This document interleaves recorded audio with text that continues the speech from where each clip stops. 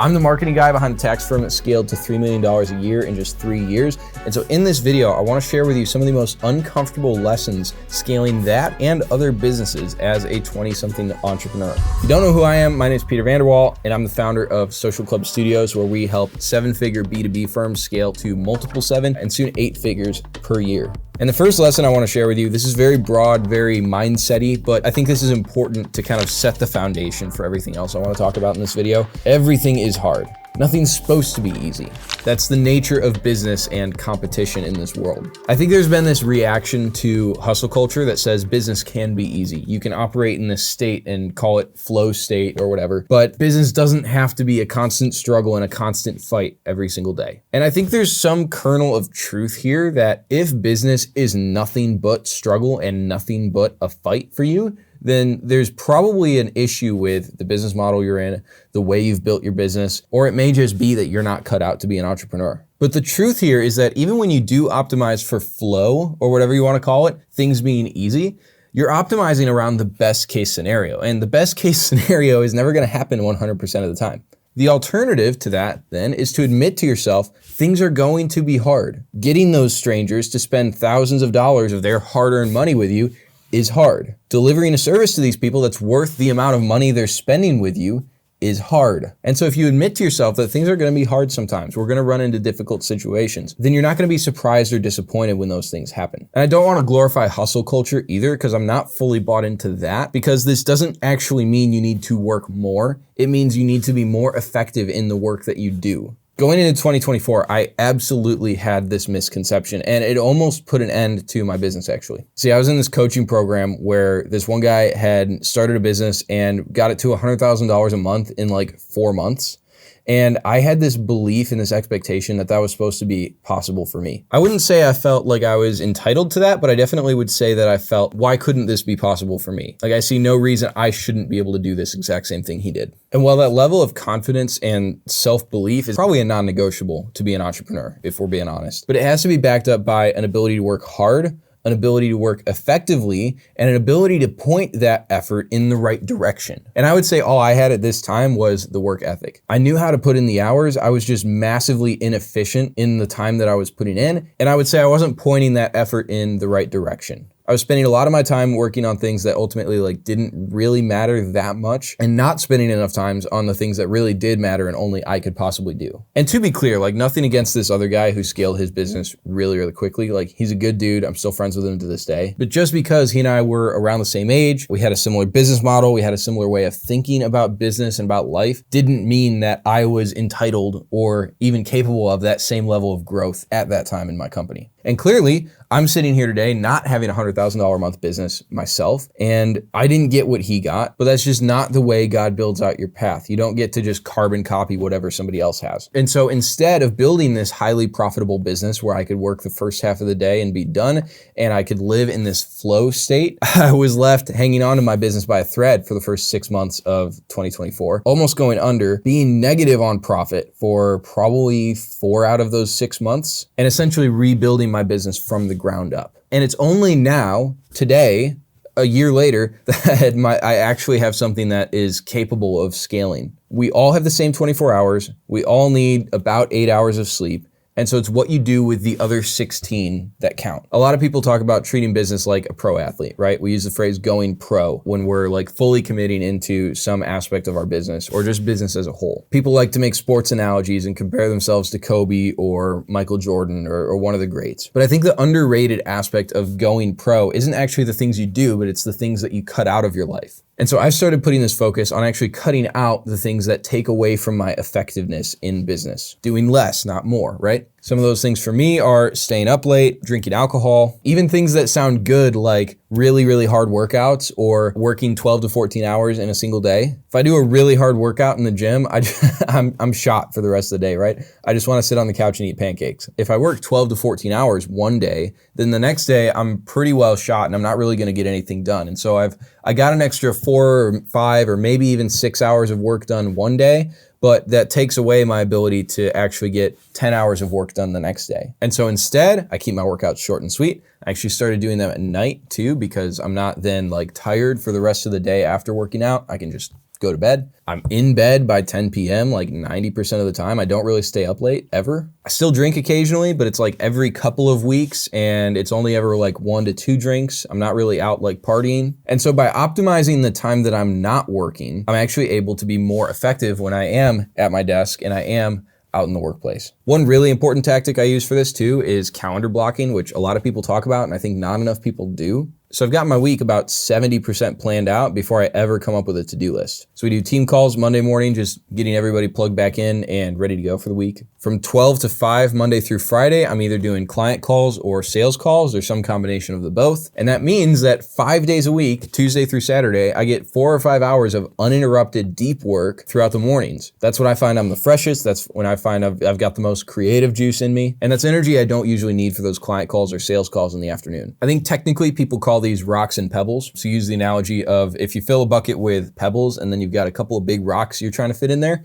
you can't necessarily fit those big rocks in on top of the pebbles. But if you fill this bucket with the big rocks first, then you can kind of pour the pebbles and the sand in and they kind of just like fill in the gaps afterwards. Now, what do I do with these long time blocks dedicated towards deep work? There's basically 3 buckets. And so those fall into creative, operational, or restorative. And so the way I like to think about that is creative is usually related to prepping YouTube videos. It might be related to some of the minimal level of client delivery that I'm still involved in, kind of the high level strategy stuff. It might be related to a podcast interview that I'm preparing for, writing one of my email newsletters, etc. The operational tasks are usually related to building or refining systems that we're going to use. It's related to developing my team, either working directly with them one-on-one in kind of these longer blocks to level up their skills or their ability to do their job, or preparing materials that are going to allow them to do that. Might be related to hiring new team members or even just like financial management type stuff. Doing my books, forecasting revenue,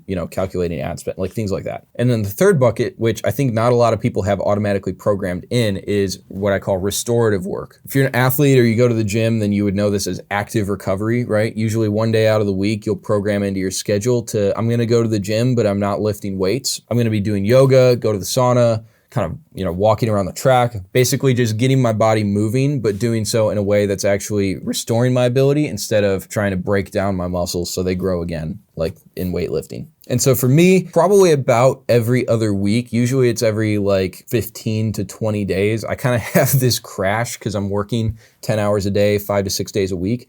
And so I'll just take a morning off. And this isn't programmed into my schedule. It's just completely based on my subjective well-being. But usually on those days, I'll sleep in a little bit and I'll do something restorative, like playing around a golf, hit the driving range, hit the shooting range, maybe just read a book, just something to kind of like refresh me and get me ready to get back at it. Uncomfortable truth number 2. Long-form content is where your time belongs. For context here, I have posted basically every day, sometimes up to 2 to 3 times a day on Instagram for about the past 3 years. I got started all the way back in 2022 because I didn't have enough clients to fill up my whole calendar. And I was like, you know what? This seems to be what everybody else is doing. So I should probably do short form content with all this extra time I have to be able to level up my business and get more clients. And to be honest, having that platform has been super valuable to me, but I also have never fully committed to any sort of long form outlet like YouTube or podcast. And so you'll notice if you've been following this channel or paying attention to my Instagram for any amount of time recently, my focus has shifted a little bit. And I'll tell you the reason why I've shifted this focus to be more towards long form. All right. So Google recently did a study on, I think it's the General Social Survey is what it's called. But basically it was this social survey diving into person-to-person trust. And Google came up with a rule based off of this study that in order to get somebody to become a dedicated customer of your brand or dedicated fan of your brand, they need to consume 7 hours of content across 11 different touch points and on 4 different platforms. So here's what that means. They need to spend a long time with you. They need to see you a bunch of different times. And they need to see you in multiple different places. Now, let's say you're running ads for your business, right? So you run an ad, you send this person to a landing page with a book a call form, they book a call with you.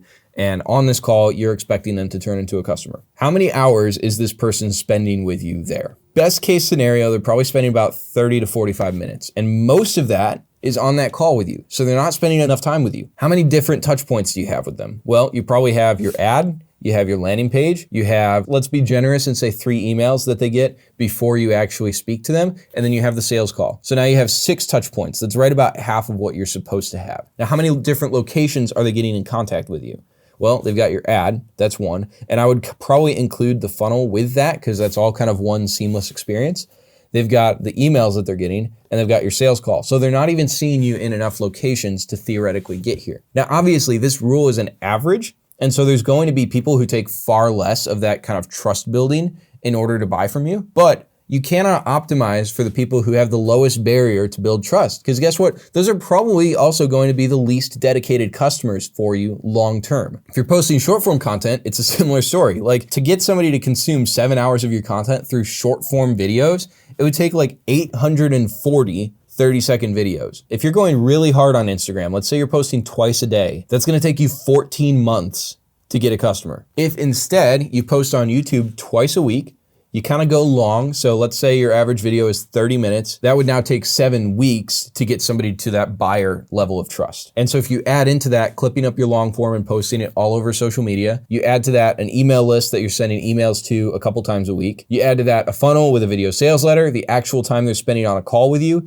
And you can see how you're actually now exceeding the amount of time somebody needs to spend with you, the number of touch points they have with you, and the number of different locations where they see your face. And so now, instead of optimizing for people who are a little bit easier to build trust with than the average, you're optimizing for people who are actually even harder to build trust with on the average. And so I am going all in on YouTube this year, and I want to break down just very briefly what my strategy is going to look like for that. So I think for a lot of people, the hardest part of this process of creating a YouTube video, I know this is the case for me, is kind of the bridge between having an idea for a video and actually having that video outlined and ready to film. I think for a lot of us, if we had video outlines just put in front of us, then we could pretty easily film that, send it off to an editor, they can publish it for us. I also think a lot of us have a ton of ideas for what we could make a video about. And so my process is basically whenever I have one of those random ideas that pops into my brain, if it's a place and time where this is possible, I'll just pull out my phone and I'll record a voice note to myself. The great thing about this too is if you've got AirPods, you could be walking around the grocery store recording a voice note to yourself, and people don't actually think you're crazy. They just think you're on the phone, which is great. And so you record this voice note to yourself with just as much of your thoughts about this topic as possible.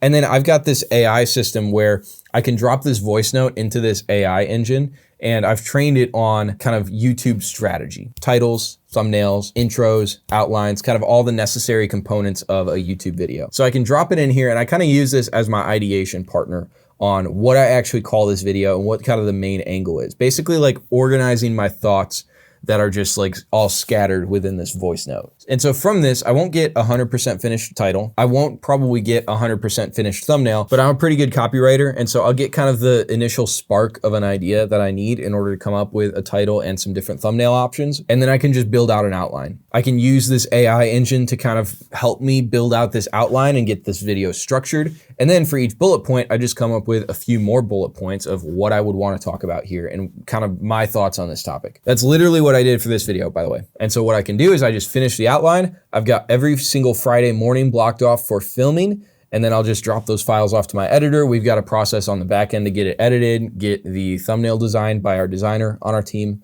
and go ahead and publish that video. One important note that I want to leave here though is you need to leave room for your uniqueness. And I know that might sound a little bit corny, especially if you're kind of a type A, like more straightforward, like straight line thinker. And there are script writing services out there who will write YouTube scripts for you or write podcast outlines for you. And they do a fairly decent job. But the problem is you're now speaking somebody else's words. It's not fully your own thoughts coming out into the world. And I think people can genuinely tell when that's the case. Your sense of humor, the stories and metaphors that you tend to use, the way you speak and kind of deliver your ideas, those are all part of what makes you unique. And you don't want people to just be watching your content only because they think you might have something valuable to say. You want people to be watching your content because they like you as a person. Now you can use the value to get them in the door, but the way you keep them long-term is they like your personality. Think about any of the YouTubers that you watch or you listen to, all right? I watch a ton of Alex Hormozi. I watch probably every video he comes out with, and then I listen to it again because then he publishes it like 3 or 4 days later on his podcast feed. There's really only like 3 or 4 different things Alex talks about. There is so much repetition in his content, but he just says the same things over and over and over again with just slightly different packaging. And so one of the things I actually really relate to and really like about Alex is his personality. I feel like he and I have certain similarities that make me resonate with his content more than maybe just the average person. I like his sense of humor. I like the way he delivers stuff and kind of his like super confident type A approach to delivering ideas. And at this point, that is just as much a reason for why I consume his content as the actual value that I think I'm going to get from it. This is the same reason why I don't watch as much of Leila Hormozi's content, even though technically hers is probably more value driven or value packed for somebody in my position in business. Since she's the operator, she manages the people, she manages the day-to-day of acquisition.com. She's probably got more to speak into my particular situation, but I just don't jive with her personality that much. All right, note number 2 when it comes to long form content, okay? First, YouTube matters the most. No matter whether you publish a podcast or you're doing videos specifically for YouTube, YouTube matters the most. Focus on that. And what matters the most on YouTube is your title, your thumbnail, and the first, say, 20 seconds of your video. If you can have all 3 of those elements be aligned, then you're going to get people to click, you're going to get people watching at least the first little bit of your video. And over time, you can kind of figure out, okay, how do I keep them to the next minute and then to the next minute and then to the next? You can think about retention later, but you need to be getting that click first. And that's literally it. You need to have a good title that actually gets people to want to watch the video. You need to have a good thumbnail that makes the video attractive to them. And the first 20 seconds of the video need to very, very closely line up with the expectations that someone would set from seeing your title and your thumbnail. Uncomfortable truth number 3, websites are dead. This one might get me some hate. People might get a little bit upset about this one, but I believe websites are actually pretty useless in today's marketing environment. My company does not have a website. If you go to our website, socialclubstudios.com, it's just a one-page lander. It's just like a sales page. It looks much more like a sales page that you might run ads to than it does like a kind of evergreen website that people would just type in your web address or Google your company and this is what would come up. We don't have a homepage, we don't have an about page, we don't have an inquire to work with us page. It's just one single page. And I think this approach towards a website of having all these different pages and doing a redesign every 1.5 to 2 years is like a really obsolete way of approaching websites. And so I wanna kind of walk you through what I would do instead and actually what we are doing and encouraging all of our clients to do here at Social Club Studios. So first off, a couple things that I think are wrong with modern websites, okay? Number 1, modern buyers are more informed than ever. And so the battle is not convincing somebody that they need a CPA or a lawyer or whatever you do, right? The battle is actually convincing them that you are the service provider they need. To be clear, once you get absolutely massive, you might actually get to the point where you are having to convince people they need a CPA or they need a lawyer. But if you're under like $20 million a year, then this is definitely not part of your problem. And most websites are not optimizing around convincing somebody that you are the perfect CPA or the perfect lawyer or the perfect consultant for them. Traditional websites are liabilities, not assets. They're just full of all this like irrelevant fluff. The homepage has some headline that's just like jargon that doesn't make sense. It's got a bunch of different sections that are kind of just like thrown up there and oh, we probably need to tell people about this and, here's the services we offer and here's how much we charge and here's an FAQ. Then you go to the About Us page and it's pictures of your whole team and, what they do and like stupid little facts about them that nobody actually cares about till they're working with you. You go to the inquiry page or the Contact Us page and it's just this form that they submit it and then it's like, yeah, we'll be in touch. What? I mean, this is just so archaic. And so the solution then that I would propose to you is a one-page lander that's going to replace your entire website. By the way, you can go to socialclubstudios.com to see what we're doing for this. I won't say that ours is perfectly optimized yet because we actually didn't have anything here before. You go to socialclubstudios.com and it was just a 404 page because that didn't even matter to us. But we're getting to the point where we're getting enough organic attention. People are just Googling our brand. We got to have something up there. And so the way I would organize this is starting with a headline plus a call out. And so the call out would be who this is for real estate investors with 3 to 50 properties, for residential moving companies in the US. Then the headline would be what you do or what benefit you can bring to them. Okay, so that would be like how to get yourself on the path to paying $0 to the IRS, or how local moving companies are doubling their profit. Now, immediately beneath this headline and this call out, or immediately next to it, depending on the layout, it doesn't really matter, I would put your video sales letter. Actually, if you don't have a video sales letter, let me know in the comments below. I might make a video on kind of our framework that we use for VSLs. But the purpose of this video sales letter is it's a 5 to 10 minute video maybe a little bit longer. There's a lot of factors that would go into that, but it's a video walking someone through everything they would need to know to be convinced that you are the exact right company for them to work with. So from this video, they're going to understand A, whether your service is even for them or not. B, they're going to understand what pain points exactly you're going to be able to solve for them, what your solution is, what your solution looks like, how your system works, just broadly speaking. And they're going to know the exact next steps they need to take, which is generally just click the button below this video to book a call with us. By the way, if you run ads, you'll notice so far this is basically exactly like a VSL funnel that you would run ads to. Now, beneath this video sales letter, I would involve 3 additional components that you probably wouldn't see on a traditional funnel. We're going to include case studies, testimonials, and social proof. So this is clients that you've worked with in the past and they've had a really great experience with you. Ideally, we just want anybody who's within your ideal client profile to be able to look at one of these case studies and say, oh, this person's just like me and I'm experiencing the same pain point as them. Because if they can watch this case study video or see this testimonial or review this person left,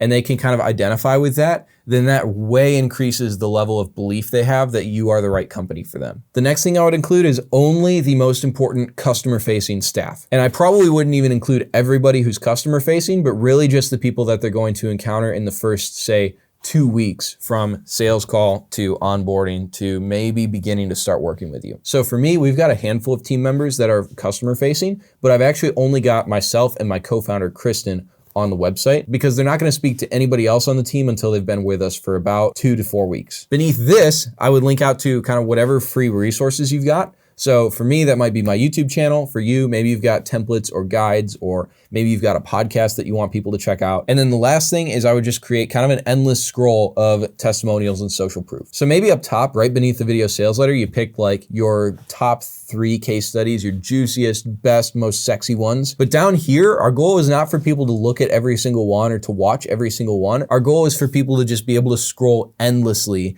and not be able, like, they can't get to the bottom of the case studies and the testimonials you've got. This just creates this like overwhelming sense that you're really, really, really good at what you do. And this is very important for convincing somebody that you're the right company to work with. Let's say you're going out on a date with your wife or your husband or your boyfriend, girlfriend, and you want to try a new restaurant. You've got an option between one restaurant that's got 5-star reviews or another restaurant that's got like 1,000 reviews with an average of like 4.7. Which one are you going to choose? You're obviously going to choose the one with 1,000 reviews, even though technically the one with only a few reviews has a technically better rating. And so that's kind of the purpose of this endless scroll. We just want to overwhelm them with the amount of happy customers you've worked with. The psychology behind this is basically each section of this page is like the next step. So what's the first thing somebody needs to know when they land on your website? They need to know, is this for me? And so that's why we have that call out at the very top. What's the next thing somebody needs to know when they land on your website? They need to know, what does this company do? And that's what your headline and your video sales letter is for. What's the next thing they need to know? Well, we want to catch those people who can immediately say,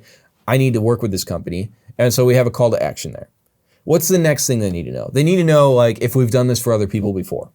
And so that's where we include like our best 3 case studies we've ever gotten. What's the next thing they need to know? Well, they probably don't want to know who they'd be working with. So that's where kind of your About Us section goes. What's the next thing they need to know? Well, the next thing by this point is just to like overwhelm them with social proof. And obviously we'll sprinkle in calls to action, like buttons to get them to book a call with you. And that's kind of it. And so if you're watching this video and you're considering moving to a system more like this, then what I would do is I would actually switch from a website platform to a funnel building platform for this. So for example, you might be switching from Webflow or Squarespace or Wix. You might move your website to something like ClickFunnels or Go High Level. And the reason for this is because you can actually A/B test this page on those funnel building platforms. So you could have 2 different versions of this page with, let's say, a different headline on each one, and you can see which one converts at a higher rate. So you'd be able to say headline A converts at 1%, headline B converts at 2%, so I'm gonna use headline B. Then you can test another element of it, and you can actually figure out how to optimize conversions on your website. This is something most people aren't even able to do with a traditional website builder. And by the way, if you're thinking that a system like this could be valuable for your company,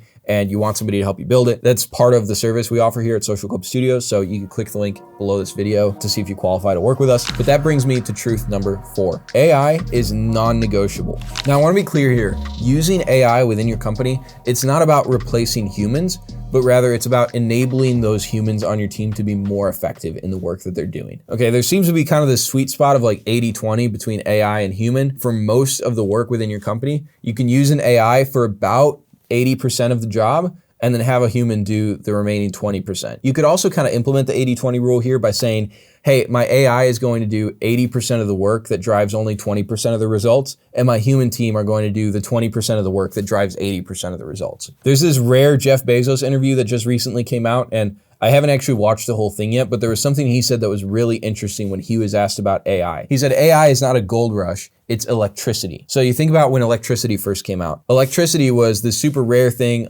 Not a lot of people thought it was gonna work. People had to kind of like build their own electrical generators. If a hotel wanted electricity, they had to build their own electrical generator. If a home wanted electricity, they had to have their own electrical generator. Like there wasn't a power grid, but over time it just became a non-negotiable for doing life today. And now the only people who don't use electricity are the Amish, and they're like kind of off in their weird like little towns or little corners of the world. If you're watching this and you're Amish, actually, you're not supposed to be watching this if you're Amish. What are you doing? But Bezos' point here is that AI is the same thing. Right now, we're in such early stages of AI, but I believe, and what Bezos is arguing here, is that it's very quickly going to get to the point where AI is a non-negotiable part of your everyday existence. Every aspect of a business is going to utilize AI in some form or another. And so I believe getting ahead of this curve, building AI into certain aspects of your business, it's not an option. It's going to happen no matter what. It's just how early do you want to be and how much of an advantage do you want to have between today and the point in time where everybody's got this and it's no longer a luxury or a competitive advantage. So some AI capabilities that you might not be aware of. Number one is just operational automations, right? So you might be familiar with a tool called Zapier. They've been around for quite a while doing like app-to-app automations, but they just launched like an AI agent feature where you can actually plug AI into different apps or pieces of software that you use and have it do tasks within those softwares. Now, previously, this was limited to like very, very bare bones, simple tasks, right? It would be like, when a new person is added to my email list, send them this email. Or when a project due date gets updated in ClickUp, then notify the team member who's assigned to it. But now you can actually give it instructions just like you would straight into ChatGPT, but it's plugged into these apps. So for example, you could plug this into your Gmail inbox and you could actually train it on how to handle your emails and basically turn it into an executive assistant for you, where just like an executive assistant is trained to handle, say, 80% of your emails and then bring you the 20% that they don't know what to do with, you would train this AI to automatically handle the 80% of your emails that are just very simple, forward to this person, respond in this way, etc. And then it could label the other 20% for you so that you can go in there every day and figure out what to do with those more like complicated ones. Another capability with AI that's very, very helpful for me personally is just organizing messy thoughts, okay? So I talked about this with my YouTube videos, but I have this practice of whenever I have an idea that I'm trying to kind of just like get out of my mind into the real world, I'll start by recording a voice note on my phone. And so usually this will just be like 5 minutes of just me rambling on this topic, just, you know, so many ums and uhs, and like I'll pause for 30 seconds to try to figure out what the hell I'm even trying to say. But you could take this voice note, you could drop it into an AI bot like ChatGPT or Claude, and you could have it just create an organized outline for you to save it for later so you can actually come back to this and use it, rather than just having like an endless scroll in your phone of voice notes that you're never gonna listen back to. And it's just like the date on there, right? You don't even know what to do with it. And by the way, these are all like very simple AI capabilities. There's so much more complex stuff that you can get into, especially depending on like what your day-to-day operations even look like. But the third one I came up with just for the sake of this video was reading contracts. If you receive a contract from a vendor or somebody you're working with, you could drop it in here and ask it what your potential vulnerabilities are, or if there's anything that's like out of the ordinary with contracts like this. You could also use it to help you draft a contract for a particular client or specific scenario.